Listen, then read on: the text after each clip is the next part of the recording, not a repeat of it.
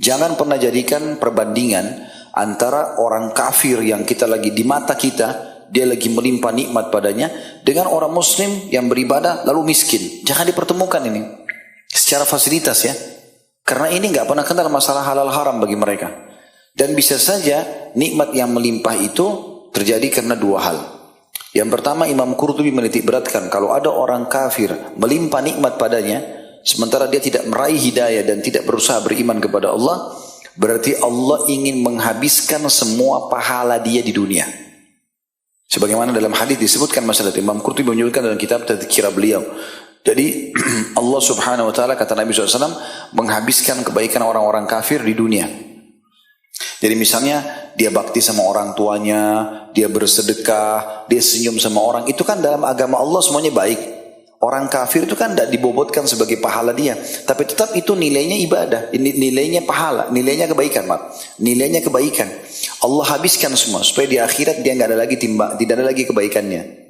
Sebaliknya juga kata Nabi SAW, dan Allah mudahkan kematian si kafir untuk menghabiskan semua kebaikannya. Dan sebaliknya orang-orang mukmin Allah buat pada saat dia meninggal dunia itu di keningnya ya ada keringat, karena Allah ingin menghabiskan dosa-dosanya sehingga dia bertemu dengan Allah tidak tertinggal dosa sedikit pun. Nah, kalau ada orang muslim kemudian dia miskin misalnya, Allah lebih tahu keadaannya.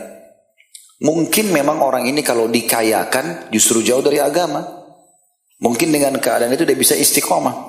Banyak orang miskin teman-teman sekalian, dengan gubuk dia tinggal, dengan pakaian cuma berapa lembar, ternyata rajin ke masjid.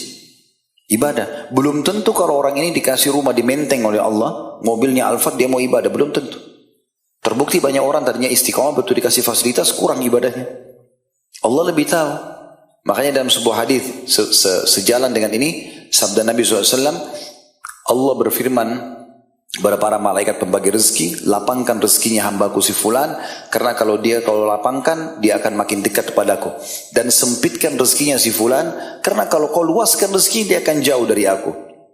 Maka itu bentuk kasih sayang Allah SWT. Tapi kalau antum bisa mempertemukan antara istiqomah yang dalam agama, pada saat kita lagi susah dan pada saat kita lagi senang, Allah akan bukakan rezeki yang tidak bisa dibayangkan, yang sangat luas.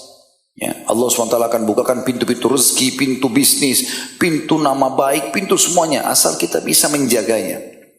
Tapi kapan kita tidak bisa menjaga justru membuat kita lalai, ya semoga Allah SWT bisa pertahankan. Tapi kalau umumnya Allah SWT angkat nikmat itu. Seperti itu kurang lebih gambarannya.